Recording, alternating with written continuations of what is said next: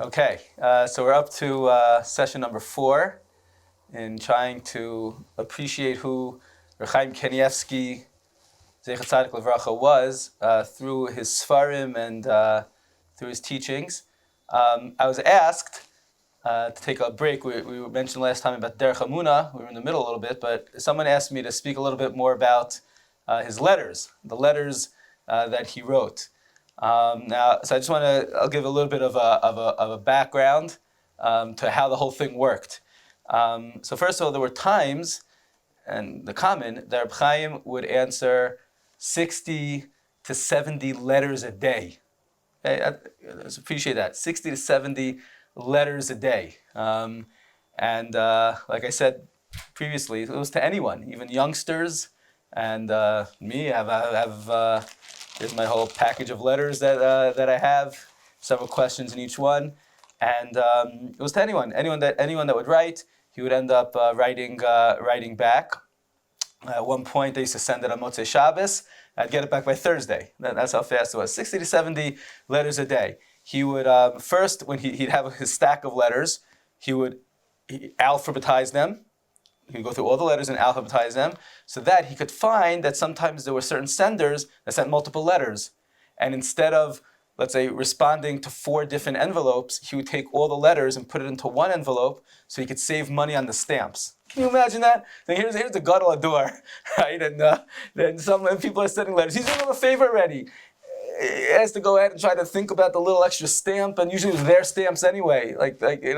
I used to send self-addressed envelopes to him. I heard you didn't have to do that, but I'd like to do that. So with my question, I'd fold my letter and an envelope and get it back. So instead of wasting other people's stamps, he'd send it back. He said it was like Hashavas Aveda. Why should he go ahead, like returning a lost object? Why should he go ahead and waste someone's stamp that's not needed? So he literally spent time alphabetizing all the letters so that he could send multiple letters back to one person in one envelope with one stamp. He would also respond to the Kohanim first. Anyone that was a Kohen, he'd get responded to first, then Levi, then the order of the way it came in. So based on the date that it came in. There was once a story that someone wrote, his last name was, I guess, Kahin, Kuf Aleph Hey Nun. So he wasn't sure, is that Cohen? So he didn't know if this person was a Cohen or not. So he said, Safek Cohen l'chumra, where you have to be machmir to know if it's a Cohen, and therefore he answered him first, and he even said that it's a fulfillment of the mitzvah vikidashto, the mitzvah to give kavod to a Cohen first, to go ahead and answer the letters first. Now, what he did was, give you an example. So here's my envelope, my self-addressed envelope, my name on it, and he would stamp the back, Kanievsky, Rashban 23 B'nai Brak, and you wouldn't get back your questions. So I had to, I'd have to photocopy here my questions that I asked them, 4 questions. I had to photocopy so I remembered what I asked them so I could see how the answer was, and then I'd get a separate page, a new page back with the letter of the question with the answer. What did he do with the original page? So this is unbelievable. He would write the answer twice. He would write the answer on the page that the sender sent him. Next to the question, he'd write the answer. And then he'd rewrite the answer on his little page that he mailed back to you in the envelope. Why did he do that? This is really something special. Because he said, no Dvar Torah that anyone ever writes should go to waste. And therefore, if he's writing it to me, he doesn't know what's going to happen to it. So therefore, he wrote it for himself as well. And as many people know, later on in the years, over the last bunch of years, his son, Rav Shaul Shlita, started publishing a lot of the letters that he wrote in a book called Das Nota, organized based on categories and Shulchan Aruch and topical categories, and has been published. So he would write every answer twice, one on the original page, and he kept that, and then he'd send you just the answers in your envelope. Now, to appreciate this, we've all been hearing things and been speaking about how every minute of Reb Chaim, he didn't waste a second. He woke up super early, went to sleep late, was writing his Sfarim that gave tremendous chizuk and enhanced Torah knowledge in the world like none other in many generations. And the Sfarim were very, very important. So he was in the middle of writing the Sefer Derech Chachma, which we spoke about, that was on Kachim, and on the Rambam Kachim, and he stopped in the middle. One of the reasons he couldn't continue was because of the letters. So many people asked him, like, forget the letters already, like you're answering kids, like, forget the letters and go ahead and finish Derech Chachma. Once Rav Elyashiv asked him, what are you up to? He went to visit Rav Elyashiv on Chagim, and he asked him, his son-in-law, so what are you up to in Derech Chachma? And he told him, I'm a little bit in the beginning. And he said, if I wouldn't have to answer the letters, I'd be much further on. So the question was, so forget the letters already. Why was it so important? 60 to 70 a day, double writing the answers, not being able to write a Derech Chachma. I mean, this makes no sense. This is the Gadol Ador. Every little second, he thought of, like we said, Ben Gavra LeGavra. During the Aliyahs, he was able to think of these incredible things for the time of the Kra. Like every second, major Chidushim coming out. Forget the letters, right? So he said multiple times, he gave 3 different reasons why he was answering these letters. Okay? One is he said he's not a Rebbe, he doesn't give shiurim. That wasn't the position that he took. And he said every single person is chayiv in Harbatzas Torah. Every person is chayiv to teach Torah to as many people as possible. And he said this is one of his ways of Harbatzas Torah. And this was even before the Das Note that came out, and many people answered. He said that people ask questions, he gives answers. That's Harbatzas Torah. And that's an amazing thing. He said it's more important than the Derech Chachma. It's more important. He said, first of all, I give chizuk and I motivate people to learn more because of these letters, and therefore it's an obligation to go ahead and do it. He said it's a chesed to them. That's the second reason. And the third, he said, who knows what schus I have that I'm still alive? And he said the letters are that. It could be that the letters are that. That's an amazing thing. It reminds me of a story that the Chafetz Chaim once in Radin, he asked an older bacher to learn with a younger bacher. And he said, look, I don't have time to give an hour a day to go ahead and learn with him. And he pushed it off. Okay? Several months later, this older bacher with a whole bunch of his chaver came over to the Chafetz Chaim to ask him about a tough kasha on a tosos. And the Chafetz Chaim said, and this was repeated by a Rav in Detroit who was there and saw the Chafetz Chaim say it. He said, we don't need your tosos, and your Torah is like worth nothing. He said in Yiddish with much stronger words. He said, if you can't learn with someone else, then your learning is a nothing. I mean, the level of Harbatzas Torah of Chaim Kanievsky to answer David Rossman's questions, answering a 15-year-old question, answering an 8-year-old question, you say every person, you have to designate time in your day to answer people, to be able to teach people, no matter what. And that he felt was a very, very important thing, and especially coming from him, you see the level of the chashivas in that. It was interesting. He used to say that he was able to tell the difference between people who lived in Eretz Yisrael and wrote in Eretz Yisrael, and people that wrote from Chutz La'aretz. He said, "Avir de Eretz Yisrael machkim." There's something about the air in Eretz Yisrael that allows people to a different level of chachma. He's able to see it in the writings, and he used to talk about that in the letters. Okay, I want to highlight another area of the letters, and this is in a sefer called Tshuva Me'ahava. I mentioned it a couple days ago about the pasuk in Yoel, the source of the Rambam. This is a bunch of letters between Rav Nevinsal and Rav Chaim.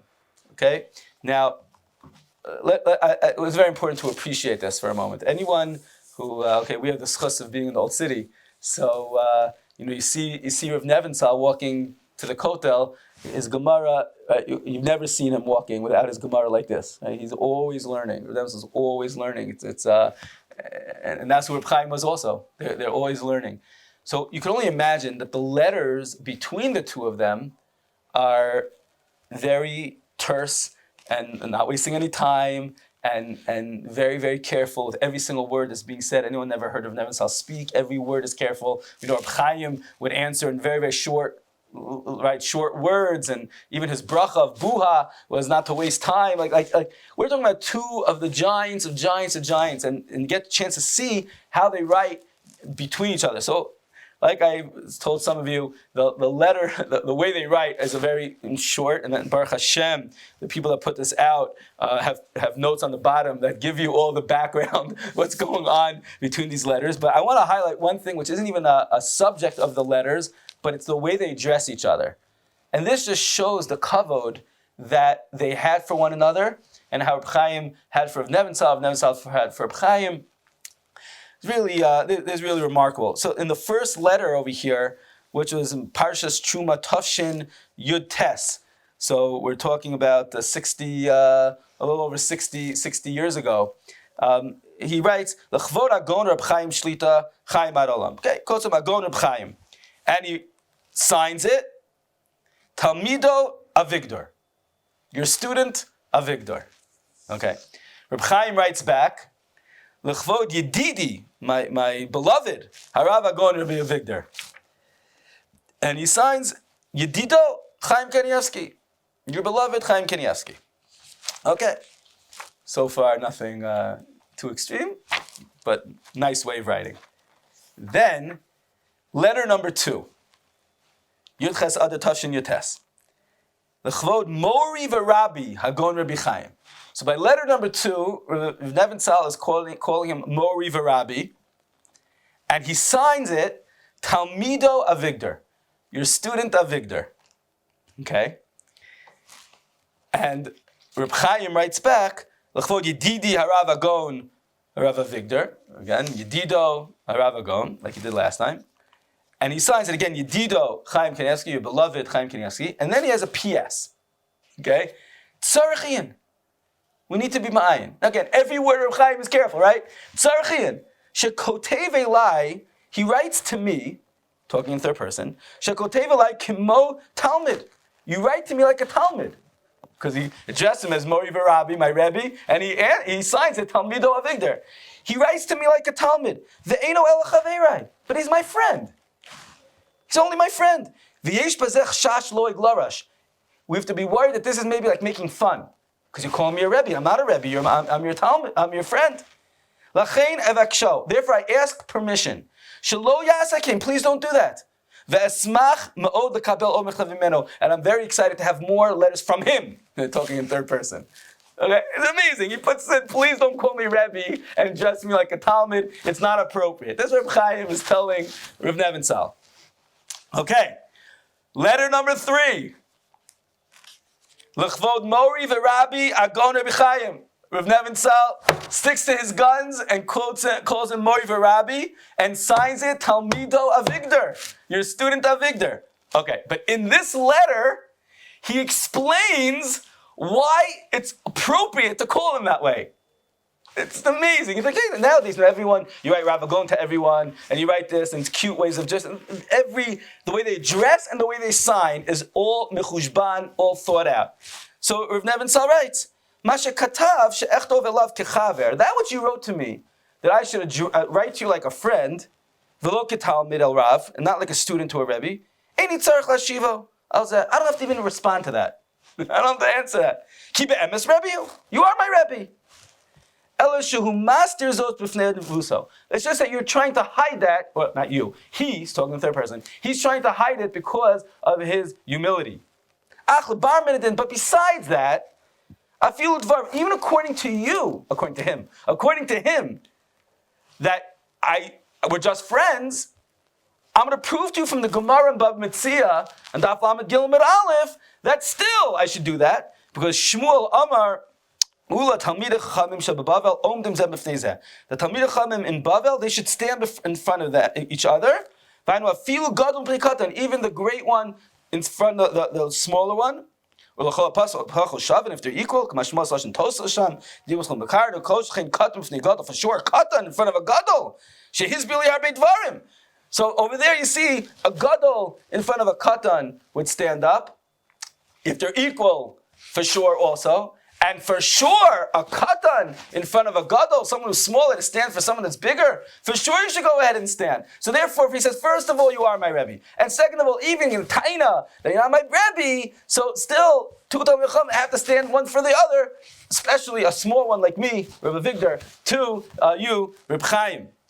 Okay, So he proves it. He proves it that the way he's addressing him is mutter, and it's okay, and therefore he's going to continue. And b'kachavi, he continues doing it.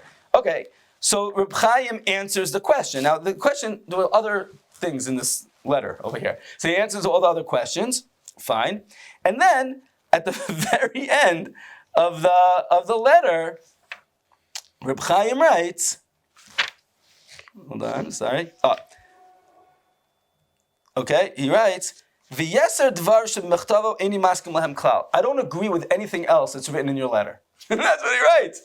Again, and they explain on the bottom. He says, that which he wrote at the end, that the small person in front of the big person, he said, that's not the case over here. There's an amazing thing. Just the way you see the sicha, the conversation in these letters, which everyone was so terse and everyone's makbid under his mind. But they argue out how do you address someone and how do you sign a letter, and they go back and forth. And this is mamish amazing. This whole sefer is absolutely incredible to see the tremendous breadth of knowledge that they have in between each other. I want to share we're going to end right now, but I'll share one letter. Another letter I've shared already. I'll share another letter that Chaim wrote to me as follows. When my oldest daughter was 4, and my oldest son was 3, so it was my first exposure to the gan system here in Eretz Yisrael. And my daughter comes home and she made a violin as a project before Shabbos. And my son, he came home with a harp, and I thought that's so strange, why are we learning about the string instruments at the age of 4 and age 3, the exact same weekend there? So no, they both came and they told me. He said, no, it has to do with the parsha. Parsha's Vayigash. I'm like scratching my head. What in the world in Parsha's Vayigash has to do with a harp and a violin? So they start singing me the song that Serach played a kinor for Yaakov to tell him that Yosef is alive. Okay, he was going ahead and tell the story. And because Serach played on a kinor to Yaakov Avinu to tell him that Yosef was still alive in Mitzrayim, so they made this kinor. I never heard this before. I never heard of this. I couldn't find a Mar Makom. I couldn't find either Rashi, Ramban. I couldn't find it anywhere. So I was learning the Mir at the time. So I went to ask someone, and they said, "Okay, I'll tell you." And he quoted me from a very, very, very big Rosh Yeshiva who was no longer alive.